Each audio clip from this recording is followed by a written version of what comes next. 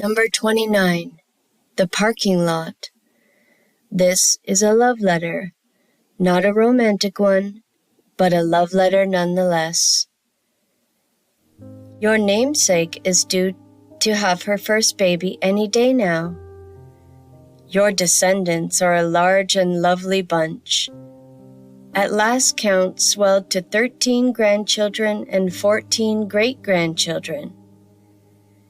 I live a few kilometers away from the property that your restaurant was on. I enjoy walking there almost daily, and as I walk, I reflect on our time together. A meditation in motion. They had to put a set of lights at that corner a while back to contend with the steady stream of traffic that flows through. The property now houses an auto shop, a laundromat, a restaurant, a dog groomer, a hairdresser, and a nail salon.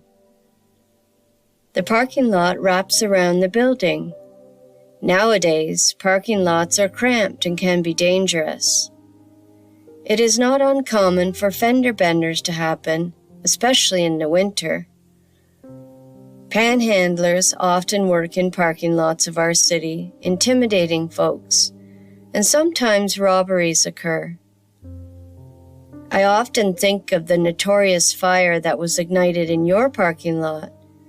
That incident must have terrified you. I was barely 16 at the time, and I shared an apartment in the North End with 2 other girls.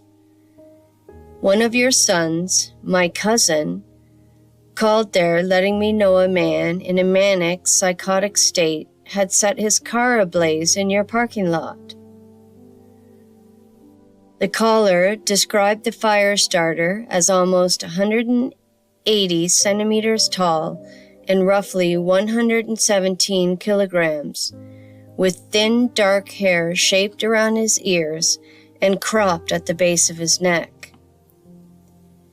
It was said he was shirtless, clad only in raggedly cut shorts, a tool belt that held a hammer and an axe, and 3 ball caps. One of the caps faced forward, one back, and one jutted out to the right side of his head. The sunglasses he wore were missing the left lens.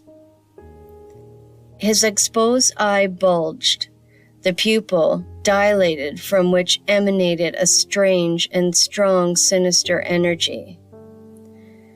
On his neck he sported a dog collar, and his wrists and forearms were decorated with empty cigarette packages, fashioned into bracelets of sorts. With a grin and laughter born of lunacy, he had glared a steely, menacing glare while he poured gas atop and inside the car. As his massive, meaty hands lit a match, he had let out a thunderous roar and flicked the match inside the vehicle. Someone in the restaurant called the fire department, while 2 others ran out and discarded the fire extinguishers on hand. After receiving the call, I jogged to the restaurant, sprinting occasionally along the way. I didn't go inside. Instead, I stood in a state of shock, staring at the charred tambourine on the dash of the car. Silently, I wished I could slip into a second skin, to be outside of the casket of shame I found myself in. I wanted to rush into the restaurant and tell you what happened a few days prior. I had come home to find my roommates distraught, and they regretfully told me I would have to look for somewhere else to live. This same man had bullied my roommates into letting him into my room. The agitated man seized all my prized possessions: tambourine, cowbell, a dozen hats and scarves, dictionaries, a thesaurus, music books, clothes, shoes, and my treasured notebooks. My notebooks contain 6 years' worth of my poems, lyrics, and short stories. Even though many of my poems were but juvenile ramblings, I loved them nonetheless.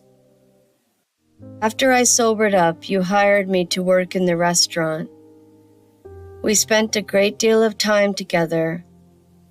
Although we talked in depth about a variety of subjects, our family's mental health was not one of them. You and I never spoke of the fire and of how I lost my precious belongings. A few years later, when it was brought up in front of us, you gave me an affectionate look and a hearty head nod. I took the look as a loving warning. Take good care of yourself. Be safe. Thank you for always encouraging me. Love, Joey. Subscribe, like, and share to support this channel.